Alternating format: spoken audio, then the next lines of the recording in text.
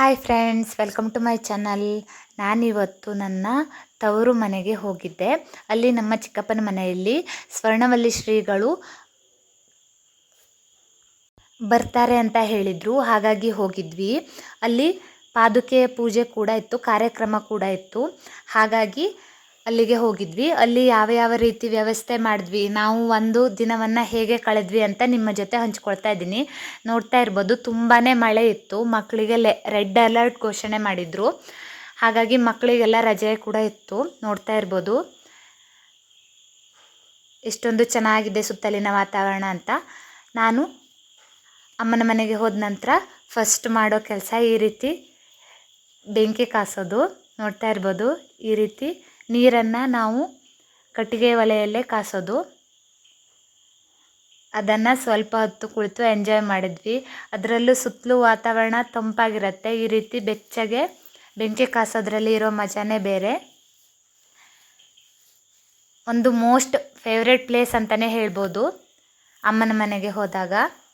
ಹಾಗೆ ನಾನು ನಿಮಗೆ ಈಗೊಂದು ಹೋಮ್ ರೆಮಿಡಿ ಹೇಳ್ತೀನಿ. ನಿಮಗೆ ಪದೇ ಪದೇ ತಲೆನೋವು ಬರ್ತಾ ಇರೋದಾಗಿರಲಿ, ಹಾಗೆ ನಿಮ್ಮ ಕೂದಲು ಬಿಳಿ ಆಗಬಾರ್ದು ಅಂದರೆ, ಹಾಗೆ ಕೂದಲು ಸೊಂಪಾಗಿ ಬೆಳಿಬೇಕು ಅಂದರೆ ಈ ಹೋಮ್ ರೆಮಿಡಿಯನ್ನು ನೀವು ಟ್ರೈ ಮಾಡಿ ನೋಡಿ.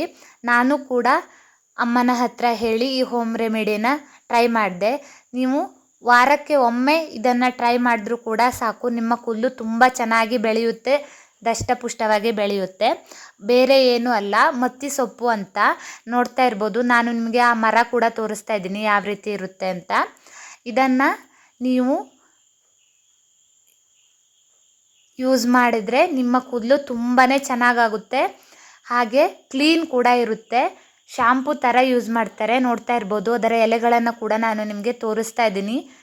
ನಿಮಗೆ ಗೊತ್ತಿರೋರ ಹತ್ರ ಕೇಳಿ ಇದನ್ನು ಟ್ರೈ ಮಾಡಿ ನೋಡಿ.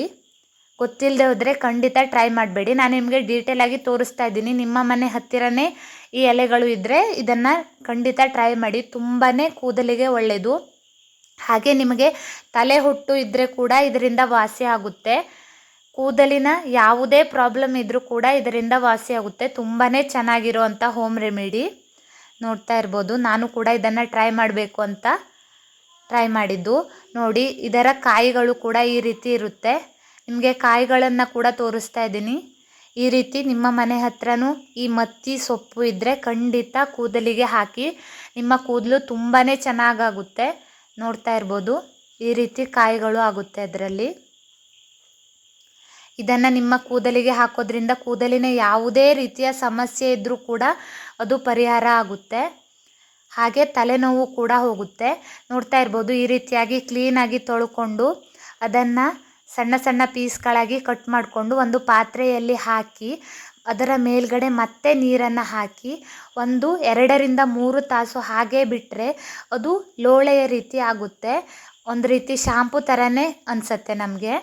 ಆ ನಂತರ ಅದನ್ನು ನಾವು ತಲೆಗೆ ಹಾಕಿ ಸ್ನಾನ ಮಾಡಬೇಕು. ಆವಾಗ ನಿಮ್ಮ ಕೂದಲು ಸೊಂಪಾಗಿ ಬೆಳೆಯುತ್ತೆ, ಹಾಗೆ ದಷ್ಟಪುಷ್ಟವಾಗಿ ಬೆಳೆಯುತ್ತೆ. ನಿಮಗೆ ತಲೆನೋವು ಇದ್ದರೆ ಕೂಡ ಕಡಿಮೆ ಆಗುತ್ತೆ, ಹಾಗೆ ನಿಮ್ಮ ತಲೆಯಲ್ಲಿ ಹೊಟ್ಟು ಇದ್ದರೆ ಕೂಡ ವಾಸಿ ಆಗುತ್ತೆ. ನೋಡ್ತಾ ಇರ್ಬೋದು, ಇದು 4 ಗಂಟೆಗಳ ನಂತರ ನೆನೆಸಿ ರೆಡಿಯಾದಂತಹ ಮತ್ತಿ ಸೊಪ್ಪು. ನೋಡ್ತಾ ಇರ್ಬೋದು, ಎಷ್ಟೊಂದು ಲೋಳೆಯ ರೀತಿ ಬಂದಿದೆ, ಶಾಂಪೂ ರೀತಿಯೇ ಆಗಿದೆ. ನೋಡ್ತಾ ಇರ್ಬೋದು, ನಾನು ನಿಮಗೆ ಡೀಟೇಲಾಗಿ ತೋರಿಸ್ತಾ ಇದ್ದೀನಿ ಎಷ್ಟೊಂದು ಚೆನ್ನಾಗಿ ಆಗಿದೆ ಅಂತ. ಇದನ್ನು ನೀವು ಸ್ನಾನ ಮಾಡುವಾಗ ಯೂಸ್ ಮಾಡಬೇಕು. ಆಗ ನಿಮಗೆ ಕೂದಲಿನ ಯಾವುದೇ ರೀತಿಯ ಸಮಸ್ಯೆ ಇದ್ದರೂ ಕೂಡ ವಾಸಿ ಆಗುತ್ತೆ. ನಿಮ್ಮ ಮನೆಯ ಅಕ್ಕಪಕ್ಕದಲ್ಲಿ ಇದ್ದರೆ ಟ್ರೈ ಮಾಡಿ. ತುಂಬಾ ಬೆಸ್ಟ್ ರೆಸಿಪಿ ಅಂತಲೇ ಹೇಳ್ತೀನಿ. ಆನಂತರ ನಾವು ಸ್ನಾನ ಮಾಡಿ ಕಾರ್ಯಕ್ರಮದ ತಯಾರಿಗೆ ಹೋದ್ವಿ. ನೋಡ್ತಾ ಇರ್ಬೋದು, ಮೊದಲು ನಾವು ತುಳಸಿಯನ್ನು ಕೊಯ್ಕೊಂಡ್ವಿ. ಚೆನ್ನಾಗಿ ಬೇಕಾದಷ್ಟು ತುಳಸಿಗಳನ್ನು ಕಲೆಕ್ಟ್ ಮಾಡ್ಕೊಂಡ್ವಿ ಈ ರೀತಿಯಾಗಿ. ಹಾಗೆ ಯಾವುದೇ ಒಂದು ಫಂಕ್ಷನ್ ಇದ್ದರೂ ಕೂಡ ನಾವು ನೆಕ್ಸ್ಟ್ ಬಳಸುವಂಥದ್ದು ದೂರ್ಬೆ. ಅದನ್ನು ಕೂಡ ನಮಗೆ ಬೇಕಾದಷ್ಟನ್ನು ನಾವು ಕಲೆಕ್ಟ್ ಮಾಡ್ಕೊಂಡ್ವಿ. ನೋಡ್ತಾ ಇರ್ಬೋದು, ಇದು ದೇವರಿಗೆ ತುಂಬ ಶ್ರೇಷ್ಠವಾದದ್ದು. ಹಾಗೆ ಎಲ್ಲವನ್ನು ನಾವು ತಗೊಂಡು ಹಾಗೆ ಹೋದ್ವಿ. ನೋಡ್ತಾ ಇರ್ಬೋದು ಫಂಕ್ಷನ್ಗೆ ಎಷ್ಟು ಚೆನ್ನಾಗಿ ರೆಡಿ ಮಾಡಿದರು ಅಂತ. ಹಣ್ಣು ಹಂಪಲುಗಳನ್ನೆಲ್ಲ ತಯಾರಿ ಮಾಡಿದರು. ಹಾಗೆ ಹೂವು ಕಾಯಿ ಎಲ್ಲವನ್ನು ರೆಡಿ ಮಾಡಿಕೊಂಡ್ರು. ಇದು ನಮ್ಮ ಮೂಲ ದೇವರು, ನೋಡ್ತಾ ಇರ್ಬೋದು. ನಾನು ಚಿಕ್ಕ ವಯಸ್ಸಿನಿಂದಲೂ ಪೂಜೆ ಮಾಡಿಕೊಂಡು ಅಥವಾ ಒಂದು ಭಕ್ತಿಯಿಂದ ಬೇಡ್ಕೊಂಡು ಬಂದಂತಹ ದೇವರು ಇದು. ಹಾಗೆ ನೋಡ್ತಾ ಇರ್ಬೋದು, ತುಳಸಿ ಎಲೆಗಳು, ಹೂಗಳನ್ನು ಎಲ್ಲವನ್ನೂ ರೆಡಿ ಮಾಡ್ಕೊಂಡಿದ್ವಿ. ಹಾಗೆ ಹಸುವಾಯ್ತು ಅಂತ ಪೇರ್ಲೆ ಹಣ್ಣು ಕೂಡ ತಿಂದೆ ಗ್ಯಾಪಲ್ಲಿ. ಹಾಗೆ ಸ್ಟಾರ್ ಫ್ರೂಟನ್ನು ಅಮ್ಮನಿಗೆ ಮನೆಗೆ ಕೆಲಸ ಮಾಡೋಕ್ಕೆ ಬಂದವರು ತಂದು ಕೊಟ್ಟಿದ್ರು. ಅದನ್ನು ಕೂಡ ತೆಗೆದು ಬದಿಗಿಡ್ತಾ ಇದ್ದೆ. ಹಾಗೆ ಪಾದುಕೆಯ ಮೇಲೆ ಹಾಕೋಕೆ ಅಂತ ಹೂಗಳನ್ನು ಕೂಡ ಬಿಡಿಸಿ ರೆಡಿ ಮಾಡ್ಕೊಳ್ತಾ ಇದ್ವಿ. ಈ ರೀತಿಯಾಗಿ ನೋಡ್ತಾ ಇರ್ಬೋದು ಯಾವ ರೀತಿಯಾಗಿ ತಯಾರಿಗಳನ್ನು ಮಾಡ್ಕೋತಾ ಇದ್ವಿ ಅಂತ ನಿಮಗೆ ಡೀಟೇಲ್ ಆಗಿ ನಾನು ತೋರಿಸ್ತಾ ಇದ್ದೀನಿ. ಕಾರ್ಯಕ್ರಮ ತುಂಬಾ ಚೆನ್ನಾಗಾಯಿತು. ಗುರುಗಳ ಆಶೀರ್ವಾದಕ್ಕೆ ಪಾತ್ರರಾದೆವು. ನೋಡ್ತಾ ಇರ್ಬೋದು, ಬಾಳೆಹಣ್ಣಾಗಿರ್ಬೋದು, ತುಳಸಿ ಎಲ್ಲವನ್ನು ನಾವು ರೆಡಿ ಮಾಡ್ಕೊಂಡ್ವಿ. ಈ ರೀತಿಯಾಗಿ ಹಣ್ಣು ಹಂಪಲುಗಳಾಗಿರ್ಬೋದು.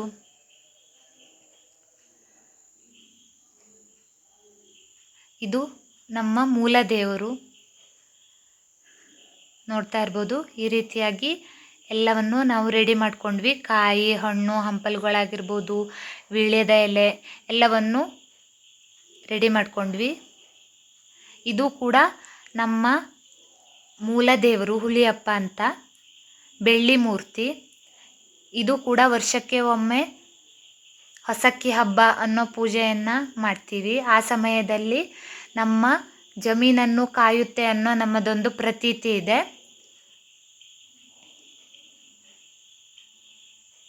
ಹಾಗೆ ಹೂವನ್ನೆಲ್ಲ ಒಂದಿಷ್ಟು ರೆಡಿ ಮಾಡ್ಕೊಂಡ್ವಿ ಪಾದುಕೆಗೆ ಹಾಕೋಕ್ಕೆ.